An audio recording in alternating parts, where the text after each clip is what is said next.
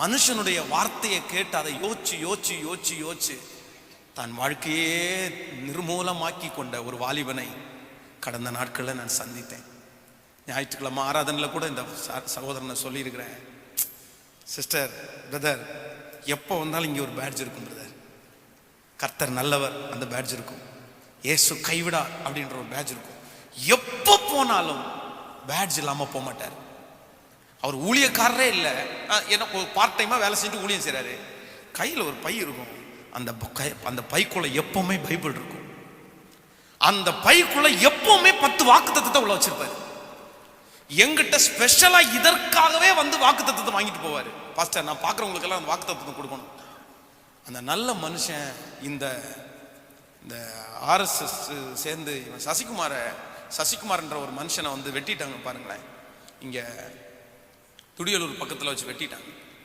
வெட்டுற அன்னைக்கு இங்க எல்லாம் பயங்கரமான கலவரம் இருக்கு. இதுக்கு முன்னாடியே சாஸ்திரி ரோடுக்கு அவர் 1 மாசத்துக்கு முன்னாடியே போகும்போது இந்த பசங்க எல்லாம் கூட்டம் கூடி நின்று, ஏடா டேய் என்ன புளியஞ்சேரியா ஆறா ஒன்னா ஒரு நாள் அடிக்கிறேன், சும்மா ஜஸ்ட் விளையாட்டுக்கு, அப்படி அவர் ரொம்ப சாதுவா இருக்கிறதுனால அப்படி சொல்லியிருக்காங்க. இவர் அன்னைக்கு அவர் இறந்துட்டு 2-3 நாட்கள் தாண்டி சாஸ்திரி ரோடு வழியா நடக்கும்போது ஒரு கூட்டம் வந்து அப்படி பேசிட்டு இருந்திருக்கு. பேசிட்டு இருக்கும்போது இவர் பைபிளை கொண்டு போகும்போது ஒருத்தன் மட்டும் அவனை திரும்பி பார்த்து என்ன சொல்லிட்டான் அப்படின்னு கேட்டா, டேய் பார்த்தல அடுத்து ஒன்னதான்டா, அடுத்து ஒன்னதான். சும்மா ஒருத்தன் பேசுவான், 4 பேர் சிரிப்பான். ஒருத்தன் பேசுவான், இவரை வெட்டுறதுக்கு இவர் பெரிய ஆளும், இவர் பெரிய ஃபேமஸான ஆளும் கிடையாது. ஆனா அவனுவ பேசின வார்த்தை அவர் மனசுல கருக்குன்னு பட்டுச்சு. வெட்டிடுவானுளோ. வீட்டுக்கு போனாரு, தூங்கல, என்ன வெட்டிடுவாங்களோ. அந்த சாஸ்திரி ரோடுக்கு போறதை கட் பண்ணிட்டாரு, என்ன வெட்டிடுவாங்களோ. எங்கேயுமே போக முடியல அவரால். ஒரு மரண பயம், என்னை கொல்ல போறாங்க, என்னை கொன்றுவாங்க,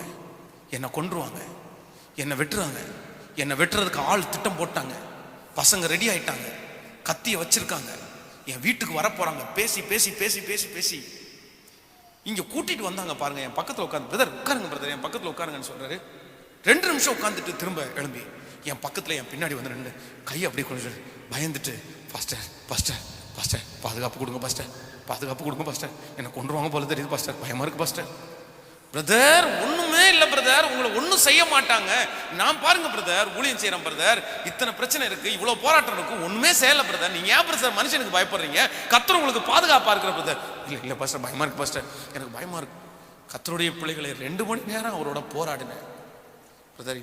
இல்ல அவரை மாற்றவே முடியலங்க. இன்றைக்கும் அவருடைய வீட்டில் படுத்து கிடக்கிறார், ஒரு அனாதையை போல படுத்து கிடக்கிறார், மோசமான சூழ்நிலையில படுத்து கிடக்கிறார். அவரை எழுப்ப யாராலும் முடியல. இங்க இருக்கிற உங்களுக்கு ஒரு எச்சரிப்பு கொடுக்குறேன். மனுஷனுடைய வார்த்தையை சிலதை காதுல கேட்டு உங்களை கெட்டவன் பேசினாங்களா, உங்களை அசுத்தவன் மனுஷன் பேசினாங்களா, உங்களை தீயவன் பேசினாங்களா, நீங்க கண்டுக்காதீங்க. நம்மளை அப்ரிசியேட் பண்றது ஒரே ஒருத்தர் யார் தெரியுமா? சொல்லுங்க. நம்மளை அழகுன்னு சொல்றவர் யார் தெரியுமா? சொல்லுங்க. எல்லாரும் கர்த்தர் தாங்க சொல்லுங்க.